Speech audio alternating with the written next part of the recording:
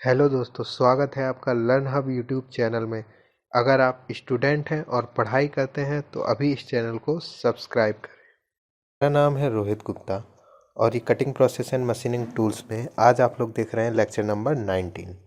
तो जैसा कि मैंने पिछले लेक्चर में आपको टूल फेल्योर और टूल वियर के बारे में बताया था, तो और मैंने कहा था कि आज मैं आपको बताऊंगा जो वियर होती है वो दो प्रकार की होती है, एक क्रिएटर वियर, एक फ्लैंक वियर। तो उसके बारे में आज हम लोग यहाँ देखने वाले हैं। तो सबसे पहले है क्रिएटर वियर। क्रिएटर वियर क्या होता है, मैंने पहले बताया था पिछले लेक्चर में। क्रिएटर वियर हमेशा जो टूल है उसके फेस में क्रिएट होती है। तो creator is form on the face of the tool, मतलब टूल के फेस में होती है। और कहाँ, कटिंग एज से शॉर्ट डिस्टेंस पे। ये नहीं कि मतलब फेस तो टूल का बहुत लंबा होता है, तो कटिंग एज के पास में होती है, बिल्कुल शॉर्ट डिस्टेंस पे होती है। उसको ही हम लोग क्रिएटर वियर कहते हैं।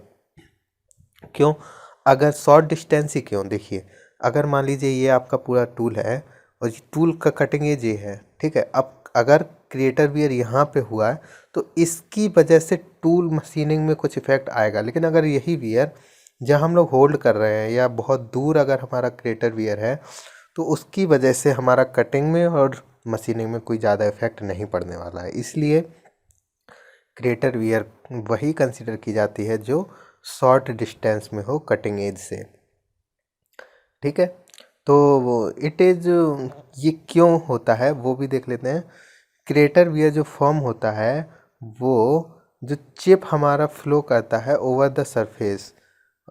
मतलब देखिए, मान लीजिए कि ये आपका टूल है, टूल में आपका ये कोई चिप है, वो हाई स्पीड से फ्लो करते हुए जा रहा है। तो क्या करता है, दोनों के बीच में हीट जनरेट होती है, टेम्परेचर राइज होता है, जिसकी वजह से ये चिप टूल के साथ चिपकने लगता है, ठीक है। और जब चिपकेगा तो क्या करेगा, ये कुछ मटेरियल अपना साथ में लेते हुए चलता है। तो जब ये टूल का कुछ मटेरियल साथ में लेके चला जाता है, जिसकी वजह से यहाँ पे वियर होने लगता है, मतलब यहाँ पे कुछ गड्ढा सा हो जाता है, जिसको हम लोग क्रिएटर वियर कहते हैं। तो वही ये लिखा है, ये होता क्यों है, chip flowing over the surface. जो सरफेस पे चिप फ्लो होता है उसकी वजह से, with the high speed and high temperature. High speed और हाई टेम्परेचर से अगर कोई चिप फ्लो होगी तो उसकी वजह से क्रिएटर वियर क्रिएट हो जाएगा। और it's mainly due to abrasion and diffusion, और ये मेनली डिफ्यूज़न और एब्रेशन के द्वारा होता है। टोटल लाइफ, जो हमारे क्रिएटर वियर के कारण टूल की टोटल लाइफ है वो डिटरमाइन होती है फिक्सिंग रेशियो की वजह से, ठीक है। तो फिक्सिंग रेशियो का फॉर्मूला है वो आप देख लेते हैं यहाँ। ये मान लीजिए आपका टूल है, तो यहाँ पे डी मतलब कितने डेप्थ तक हमारा क्रिएटर वियर बना हुआ है, उसको हो जाएगी आपकी डी। ए हो जाएगी कि एज से कहाँ, जहाँ से क्रिएटर वियर स्टार्ट है उसकी डिस्टेंस हो जाएगी ए, और जहाँ पे ख़त्म है वहाँ पे उतनी डिस्टेंस हो जाएगी बी। तो फिक्सिंग रेशियो क्या होता है, डेप्थ मतलब D upon B minus A divided by 2 plus A. ये आपका फिक्सिंग रेशियो का फार्मूला हो गया। और एक नोट देख लीजिए, आप याद कर सकते हैं, पूछ लिया जाता है एक नंबर में कि फिक्सिंग रेशियो कार्बाइड और एचएसएस टूल का कितना होता है। तो 0.4 एंड 0.6 के बीच में होता है, ठीक है। अब चलते हैं फ्लैंक वियर के लिए। फ्लैंक वियर क्या होती है, कॉर्नर पे आती है at the end of side cutting edge. मतलब अगर साइड कटिंग एज के एंड में कोई वियर आ जाए तो वो कहलाती है फ्लैंक वियर, और कॉर्नर के एंड में होती है ये। और ये भी मेनली किस वजह से होती है, due to sudden engagement of tool and rubbing with work piece. वो किस वजह से होती थी फ्लैंक क्रिएटर वियर, चिप आपके सरफेस से कुछ मटेरियल को लेके जाती थी। क्यों? क्योंकि चिप उसके ऊपर की सरफेस से होते हुए जाती है। और फ्लैंक मतलब साइड ए कटिंग एज वाले सरफेस में क्या होता है, वहाँ पे वर्क पीस और टूल का ये सरफेस रब होने लगता है। तो जिस रबिंग की वजह से यहाँ टूल का मटेरियल कुछ घिसने लगता है, तो उसको हम लोग बोलते हैं फ्लैंक वियर।